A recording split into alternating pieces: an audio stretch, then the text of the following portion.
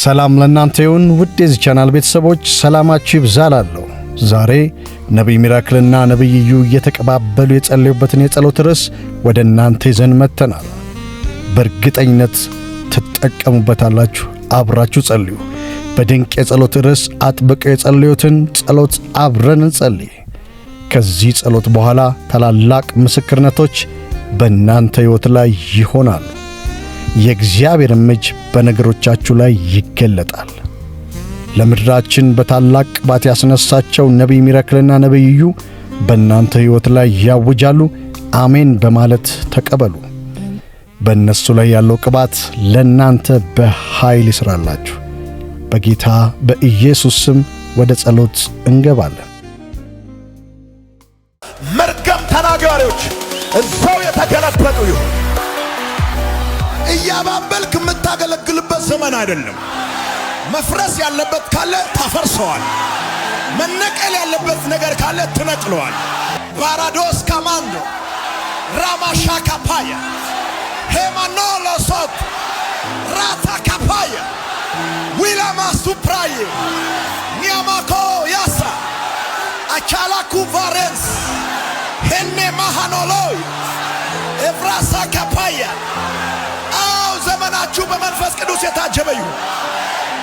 አዎ ስላንተ የሚያውቁ ሰዎች፣ ስለ ቤተሰቦች የሚያውቁ ሰዎች፣ ዶክመንት እንደሌለ የሚያውቁ ሰዎች፣ ዘመድ እንደሌለ የሚያውቁ ሰዎች፣ ሞያ እንደሌለ የሚያውቁ ሰዎች፣ ገንዘብ እንደሌለ የሚያውቁ ሰዎች፣ ዕውቀት እንደሌለ የሚያውቁ ሰዎች አትችልም እያሉ ትጀምራለህ። እነሱ እዚህ ጋር እየጠበቁ አንተ እዚህ ጋር ትገኛለህ። ተስፋ ለማስቆረጥ የተሰለፉ ሰዎችን ተስፋ አስቆርጠህ እለፍ። እንደዚህ ካላችሁ በኋላ የአትችልም ትንቢት ተናግሮ ቆመ እንድትቀር ያደረጉ መርገም ተናጋሪዎች እዛው የተገለበጡ ይሁን። ጠላቶች ከዚህ በኋላ ባንተ ጉዳይ እልል አይሉ። ባንተ ጉዳይ ማልቀስ ይጀምራሉ። ባንተ ጉዳይ ግራ መጋባት ይጀምራሉ። ባንተ ጉዳይ እግዚአብሔር ኮንፊውዝ ያደርጋቸዋል። አሜን። ባንተ ጉዳይ ፈጽሞ አይሳካላቸው። አሜን። ባንተ ጉዳይ ፈጽሞ አይስቁም። አሜን። ባንተ ጉዳይ መቼም አያመሰግኑም። አሜን። ባንተ ጉዳይ ማልቀስና መጨነቅ ይጀምራሉ። መረበሽ ይጀምራሉ። ቋንቋቸው መደበላለቅ ይጀምራል። ጠላቶች ይበሉ በፍጹም በኔ ጉዳይ እልል አይሉም። በፍጹም በኔ ጉዳይ እርሳቸው አይስቅም። በፍጹም በሉ በፍጹም እልል አይሉም። እልል አይሉም ስላችሁ ለሰዓታት አይደለም። በፍጹም ለሰከንድ እንኳን እልል የሚሉበት ምክንያት አያገኙም። አሜን። ባንቺ ጉዳይ ለሰከንድ እልል የሚሉበት ምክንያት አያገኙ። አሜን። ባንተ ጉዳይ ለሰከንድ እልል የሚሉበት ምክንያት አያገኙ። አሜን። ምክንያት አያገኙ። አሜን። እልል አይሉብኝም በሉ። አጠገባችሁ ያለውን ሰው በደንብ ስሙ፣ ንገሩት። ጠላቶች ይበሉት your enemy በኔ ጉዳይ መቼም እልል አይሉም። they will not shout in my case በፍጹም እልል አይሉም። never በፍጹም በኔ ጉዳይ አይስቁም። never in my situation በፍጹም never in my case በፍጹም never they will not shout በፍጹም በኔ ጉዳይ እልል አይሉም። they will not rejoice in my case ለመሳቅ ሬዲዮ ነው። ባንተ ጉዳይ ለመደሰት ሬዲዮ ነው። ጠላቶች ከዚህ በኋላ ሰከንድ ምክንያት እንኳን አያገኙ። ለሰከንድ ለመሳቅ ምክንያት አያገኙ። በፍጹም አሜን። በፍጹም በሉ በፍጹም never ever በፍጹም never በፍጹም ለሰከንድ እንኳን እልል የሚሉበት ጊዜ ያገኙ። የሚስቁበት ጊዜ ያገኙ። በቢዝነሴ ላይ በትዳሬ ላይ በጤንነቴ ላይ በውጭ በሮቼ ላይ በልጆቼ ሕይወት ላይ የሚስቁበት እልል የሚሉበት ሰከንድ እንኳን አያገኙ።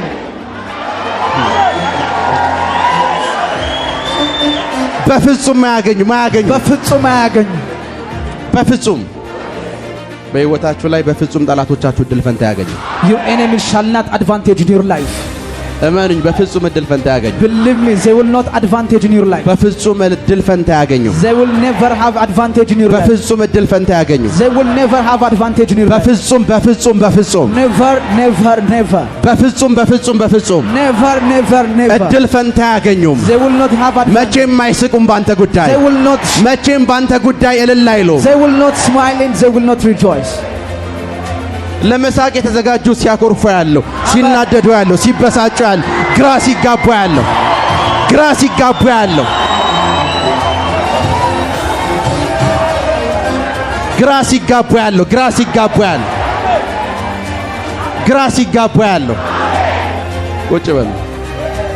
ፕራካቶ ሳሊ ብራሃዲያ Prede beita flaskiti. ጄሌ ብሬዲያ ፕራዶሳ Hariska da bain entrepreneur. ለክሬዲያ ፕራዶሳ Prede baila kus palatataye. መጽሐፍ ቅዱሳችን ስናነብ When you read our Bible, አንድ ኤልያስ የሚባል ነቢይ ነበር። we know a great man of God called Elijah. የሆኑ ወታደሮች Some of the soldiers, የሆኑ የወታደር ግሩፖች their group of soldiers, ኤልያስን when it came to Elijah, ከተራራ ሊያወርዱት ሄዱ። they won't pull down from his mountain. በእጁ ይዘው ለንጉሥ ሊያስረክቡት ነው ያሰቡት። They won't cast him into the king. ከማን ጋር መቀለድ እንዳለባቸው ግን አላወቁም። They don't know who they are joking with. እሳት ነው ላያቸው ላይ ጠራው። Because he called fire upon them. ዛሬ በጠላቶቻችሁ ሕይወት ላይ That is all. እሳትን እጠራለሁ፣ Amen. እሳትን እጠራለሁ፣ Amen. እሳትን እጠራለሁ፣ Amen. እሳትን እጠራለሁ። Amen. ቁጭ በሉ። መጽሐፍ ቅዱሳችሁ ስታነቡ When you read your Bible, ጳውሎስ የሚባል አንድ ሰው there ነበር። is a great man of God called Paul. አንድ ሰው በጣም አስቸገረው። One guy, he troubled him much. ፖል እንደዚህ አለ፣ And say, Paul says, ዲያሎጉን እስከምጨርስ ድረስ አለው until I finish this conversation, ማየት አልችልም አለው። you are blind, he says. ሰውየው መደናበር ጀመረ፣ And the guy become blind. እውር ሆነ። They become blind. መጽሐፍ ቅዱስ እውር ሆነ ነው የሚለው። The Bible says he's become blind. የሚጨብጠውን ነገር ሁሉ አጣ። He doesn't know what he does. ጠላቶቻችሁ በእናንተ ጉዳይ እንደዛ ነው የሚሆኑት። That is so. It shall be like your enemy. እንደዛ ነው የሚሆኑት። እንደዛ ነው የሚሆኑት። That is so. That is so. እንደዛ ነው የሚሆኑት። እንደዛ ነው Amen, የሚሆኑት። amen, amen, amen, amen, amen. ቁጭ በሉ። ኃይላቸውን ያጣሉ፣ They will lose their power. አቅማቸውን ያጣሉ፣ They will lose their strength. ጉልበታቸውን ያጣሉ፣ They will lose their. ጉልበታቸውን ያጣሉ፣ They will lose their strength. ጉልበታቸውን ያጣሉ፣ They will lose their strength. ጉልበታቸውን ያጣሉ፣ They will lose their strength. ጉልበታቸውን ያጣሉ። They will lose their strength. ብራካቶ ሳሊ ብራሃዲያ Hayadia taflete. ጄሌ ብሬዲያ ፕራዶሳ ጋቴ Paida falakuza. ቁጭ በሉ።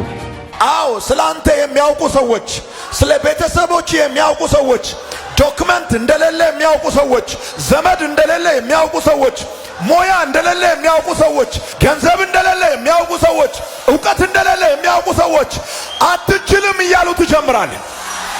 እነሱ እዚህ ጋር እየጠበቁ አንተ እዚህ ጋር ትገኛለህ። ተስፋ ለማስቆረጥ የተሰለፉ ሰዎችን ተስፋ አስቆርጠህ እለፍ።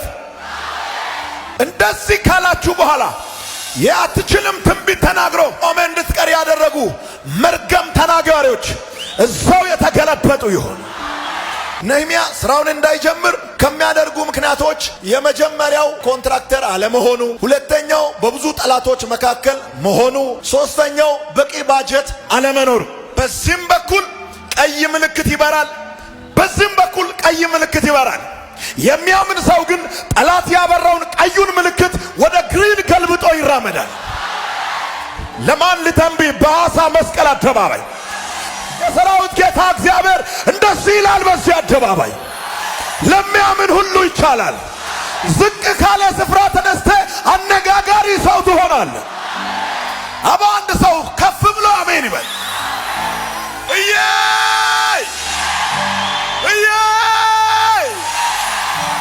አንዳንድ ሰዎች ከዜሮ ጀምሬ ነው እዚህ ላይ ደረስኩት ይላሉ። እኔ ዜሮ በሌለበት ነው የጀመርኩት። እሱ ካለመኖር ወደ መኖር የሚጠራ ኃያል አምላክ ነው። ትንሽ ሆነ ትልቅ ነገር መጸለይን ልመድ። ነና ማለት ያባወሰ ጊያሳ ሲዮፓ ታታና ማለት ያባወሰ ከጦሳ ማለት ያባወሰነ ታገ ጦሳይ ሰሏ ምጭዳጋ ታገ ጦሳይ ሳ ምጭዳጋ ታገ ጦሳይ ዞባይ ኮኮሪዮጋ አገልጋዮች አገልግሎት በመንፈስ ቅዱስ ኃይል ከታጀበ ውበት አለው። ስብከት በመንፈስ ቅዱስ ኃይል ከታጀበ፣ ትንቢት በመንፈስ ቅዱስ ኃይል ከታጀበ፣ ታምራቶች በመንፈስ ቅዱስ ኃይል ከታጀቡ እሱ አገልግሎት የሚያስደንቅ አገልግሎት አገልግሎት ነው። ልክ እንደ ጳውሎስ ዘመን በእኛም ዘመን አሉ የሰውን ጥበብ ተከትሎ የሚያስተምሩ፣ የሰውን ጥበብ ተከትሎ የሚሰብኩ፣ የሰውን ጥበብ ተከትሎ በሚያባብል ቃል ሰዎችን ወደ ትምህርታቸው መሳብ የሚፈልጉ አሁንም አሉ። እነሱ በሚያባብል ቃል ይገለጡ። አንተ ኃይልንና መንፈስን ይዘህ ተገለጥ።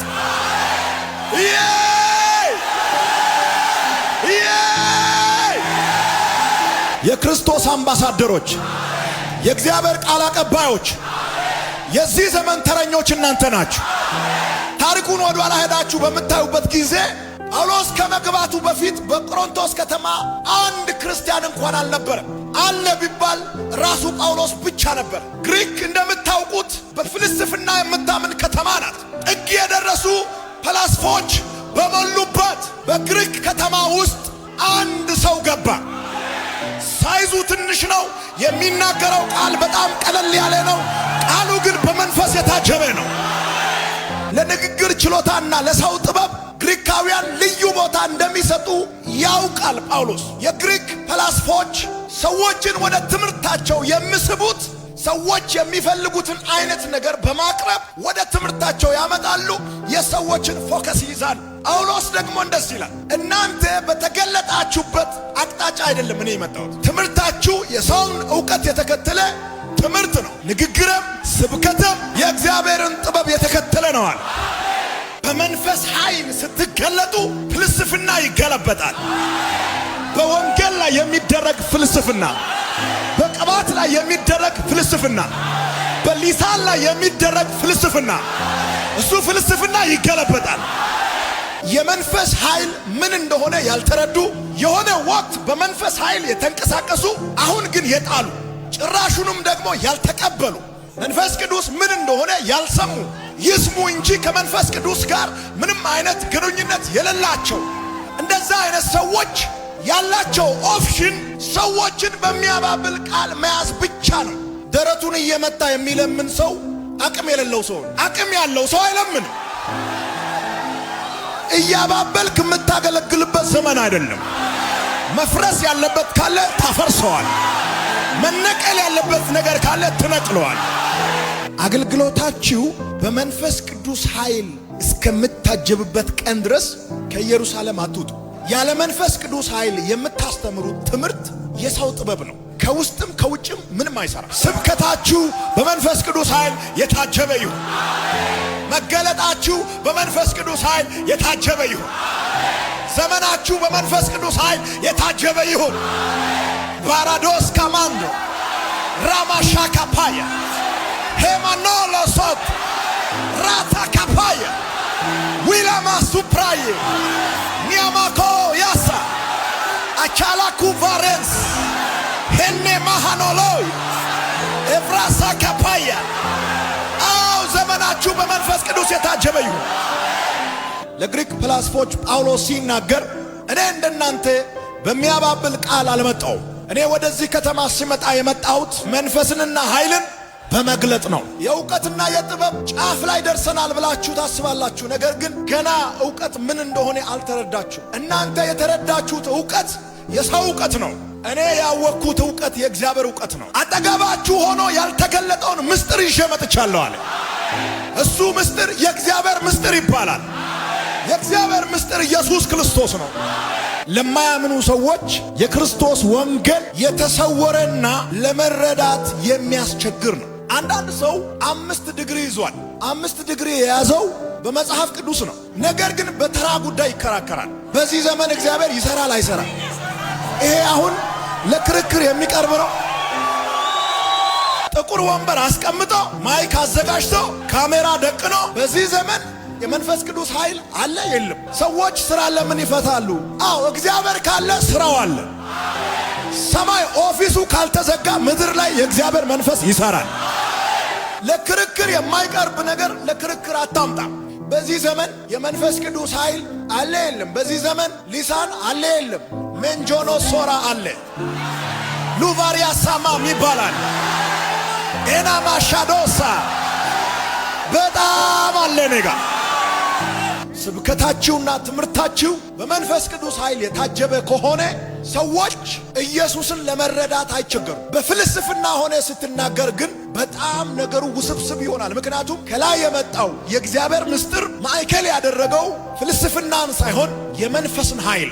የእግዚአብሔርን ጥልቅ ነገር የሚመረምረው ማን ነው? የእግዚአብሔር መንፈስ ነው። እሱ መንፈስ በአንተ ላይ ሆነው ስለ ኢየሱስ ክርስቶስ ለሰዎች ያስረዳል። ብታምኑም ባታምኑም እኛ የመንፈስ ቅዱስ አንደበቶች ነን። እንደዚህ ሲናገር መንፈስ ቅዱስ ብቻውን አይናገርም ወይ? መንፈስ ቅዱስ ብቻውን አይሰብክም ወይ የምትሉኝ ሰዎች ልትኖሩ ትችላላችሁ። እዚህም እዛ አው ያለ እኔ አይናገርም። ምክንያቱም መንፈስ ቅዱስ እንደ እኔ ድምፅ የለውም። እሱ ሳይለንት ነው። የሚሰማ ድምፅ ይፈልጋል። በሰማይ ያለውን የእግዚአብሔርን አጀንዳ በእኔ ሆኖ ወደ አንተ ያደርሳል፣ በአንተ ሆኖ ወደ ሌላው ያደርሳል።